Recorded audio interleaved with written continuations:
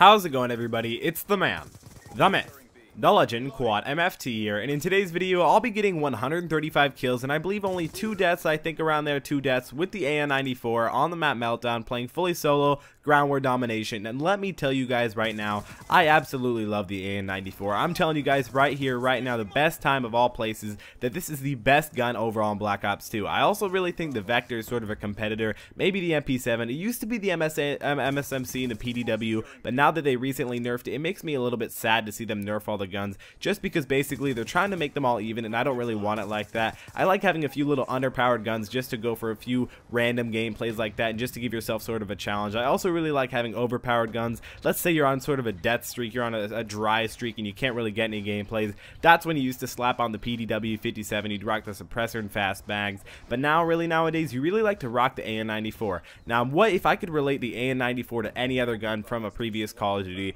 I would definitely rate it to the MW2 ACR. Now, if you guys never played Modern Warfare 2, which I'm pretty sure most of you guys probably have, but maybe a few of you guys haven't, it really was a great gun. It was so accurate, it had a great rate of fire, just like the AN94.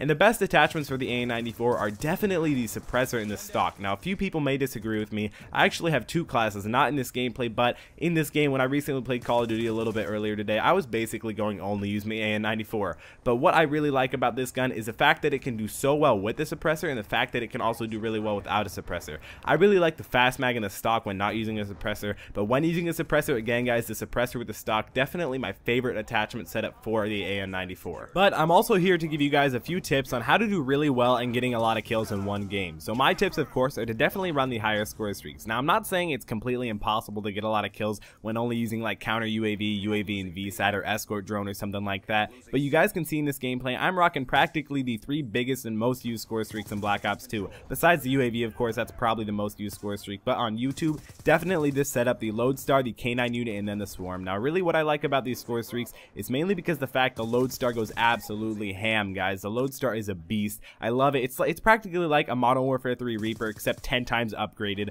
I also really like the K9 unit. I like that they brought that back from Black Ops 1, and I like the Swarm just because the Swarm is new. It kind of reminds me of a chopper gunner just by the way it looks and feels. But something else that really motivates me to play more Call of Duty and really helps me get those 100 pluses, I don't really understand it, guys, but it seems to always have, is the hit marker noise. Now, again, that also has to do with having your game volume constantly turned up. I usually like to always have my game volume. I like to crank it up if I'm going for a pretty good gameplay like this one. You know, I consider this a pretty good gameplay. Tell me down in the comment section below, what is the most kills you guys have ever gotten before in any Call of Duty, whether it be demolition, spawn trapping with a light machine gun, or whatever it is, guys. Maybe it's in Black Ops 2, Modern Warfare 3, but what I really like about these score streaks is the fact that they all work together. Now, the Lodestar, that can most definitely get you guys your K9 and your Swarm if you do really well with it. This Lodestar actually goes pretty ham. I believe I get 2 or 3 in this gameplay. I might only show 2, mainly because the fact this gameplay was pretty long. I mean, how else do you expect me to get 135 kills? But I also really like how the K9 unit and the Swarm go really well together. And why I say the K9 unit and the Swarm go really well is mainly because the K9 can go and bite off all the little enemies' ankles and feet, mainly because it goes inside the buildings, and then the Swarm can rain down hell on everyone. The Swarm is just absolutely practically avoidable. I mean, I even find myself getting killed by my own Swarm, which I'm not even sure why they implemented that in the Black Ops 2. I really think they did it just so Treyarch would troll us in Activision. I don't know, they just really don't like the good players. I also wanted to give you guys a few tips, mainly for the map Meltdown and overall how to get a lot of kills on this map. What you guys are going to want to do is you're going to definitely want to stick to the sides. Now, you can see I go in the middle just occasionally, just for a few laughs and giggles, just because I know I can pick up a few enemies. I don't think the enemies in this gameplay, I don't think they were elite MLG optics scumpy or anything, but you can see I like to stick to the sides a lot, mainly because it's the gun that I'm using, and I know how to do really well on Meltdown. That's why I'm telling you guys how to do really well on Meltdown. Now, the gun type that I would definitely suggest for you guys is definitely the AN94 or some sort of assault rifle. I mean, you could probably stick with and do pretty well with an MSMC or a PDW like that, but I really think the AN94 is definitely the best gun for this map. Now, you can see right here I'm constantly shooting that Guardian, and why I took so many bullets is mainly because the fact that the Guardian is like a really overpowered player. Now, why I think it's a really overpowered player, it's not overpowered in the sense that it kills you so much. I mean, trust me guys,